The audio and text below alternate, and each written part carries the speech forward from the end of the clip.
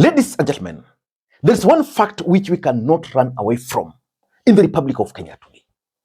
That Rigathi Gachagua is probably one of the most talented, the smartest political players we have in the country today. I'm saying this because Rigathi Gachagua is expected to tour London. But yesterday, Rigathi Gachagua did something which most of you just saw from the face value. But it had very deep meaning. Rigathi Gachagua dispatched a team of 3 individuals as his advanced team. In this video, I want to discuss, or I want to reveal to you guys why Rigathi Gachagua decided to dispatch the advanced team and why he's going to London. But first of all, let me just read for you that post for you to understand why Rigathi Gachagua is a very smart politician. This is what he's saying. This evening, I have dispatched Senator John Methu, Honorable Kanini Kega, and Benga Maestro Samuel Muchoki, alias Samidoh, to London ahead of my visit. They will prepare and coordinate my visit to the United Kingdom shortly with our diaspora community in London. Our party, DCP party, remains firmly committed to engaging the diaspora community as part of the broad stakeholder and Kenyans. Their views, as espoused in our philosophy, will inform our blueprint ahead of August 10th, 2027 general election. Rigathi Gachagua is supposed to go to London.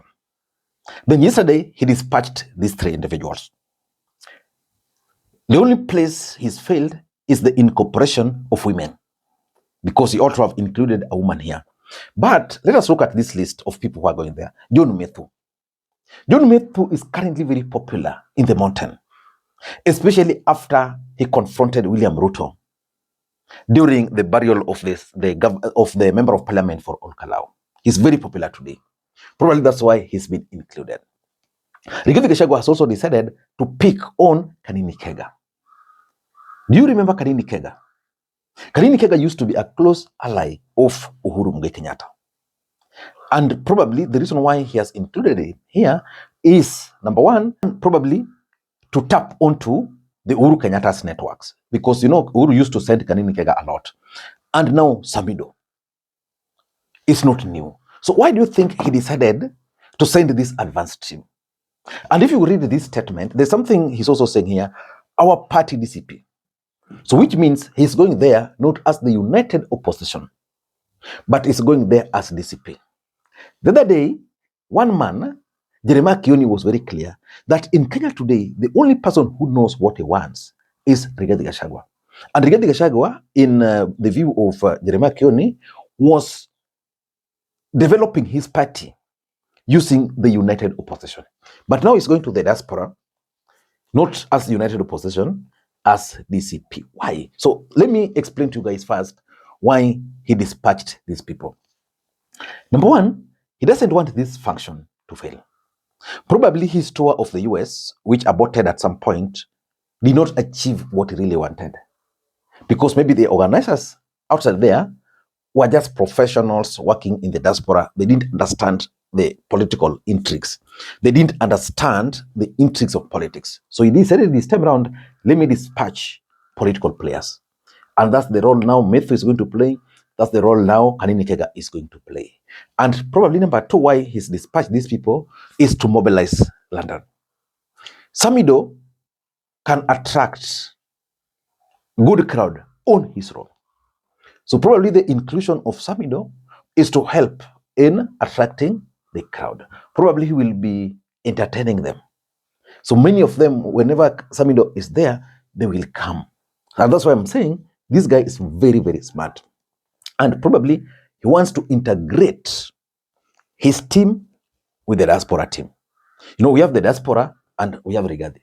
You can't organize these events while here. So you must have your team, probably has briefed them, and the diaspora team, so they'll be integrating so that the whole trip will move flawlessly.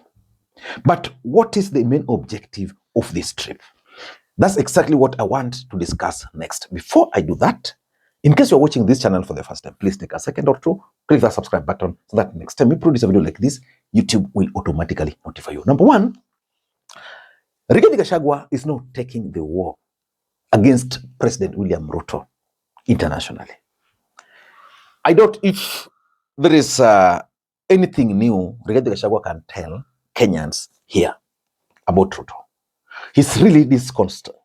Rigathi Gachagua has really destroyed William Ruto here. So the next step for him, take the war outside. And he's going to destroy the reputation of William Ruto completely, facing international audience. Because I'm sure one of the meetings they're going to organize for him is probably a lecture. So he's going to use it to answer questions, but importantly, to destroy the reputation. Anything remaining as he's concerned about Ruto, he's going to destroy it completely. Number two, and this is something which I keep on repeating, that the 2027 general election in the Republic of Kenya is going to be the most expensive general election in the history of the Republic of Kenya.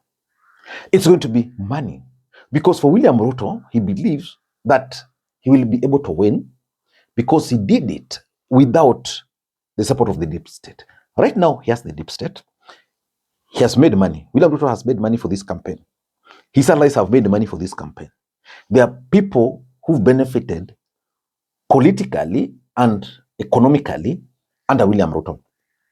They've been given tenders and the rest. So these people will be willing to pump money into William Ruto's campaign. So to counter William Ruto, you must need money. The challenge Kalonzo Musyoka is facing today in the Republic of Kenya is lack of finance. And that's why Kalonzo cannot move. So Rigathi is preparing, because from what I'm seeing, Rigathi is likely to be on the ballot. So what's going to happen is that if Rigathi Gachagua is going to be on the ballot, he must have enough money for campaigns. He must. So that's where this meeting is coming in. So they are going to try and raise enough money. In fact, in the US, they raised a lot of money, and that's what has sustained Rigathi Gachagua until now. Number three is building the momentum for a possible bid. Rigathi Gachagua is going to be on the ballot. When I used to say this, you guys used to really attack me, because by that time, Rigathi Gachagua had been impeached.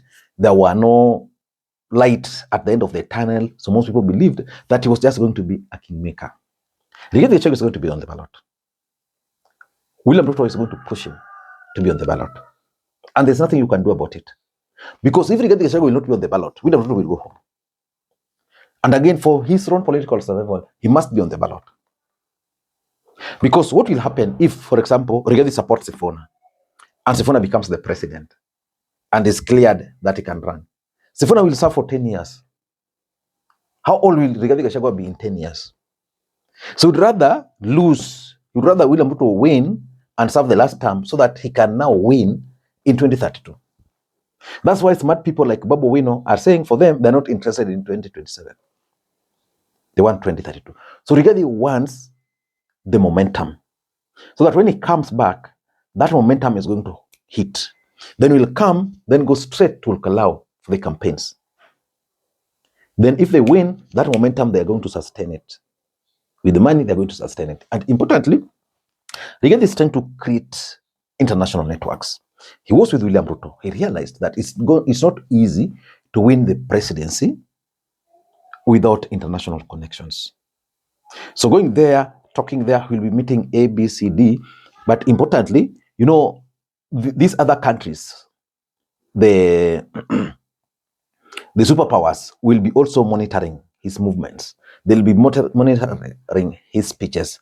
And that's how Rigathi Gachagua is going to become a serious candidate. And importantly, I think Rigathi is also strategically making himself out of the country to allow DCP to conduct free and fair nominations in Kalou. And that can explain why he has picked John Methu. Because most people from DCP in Kenya are like, you should have left this guy in Kenya to monitor the nominations.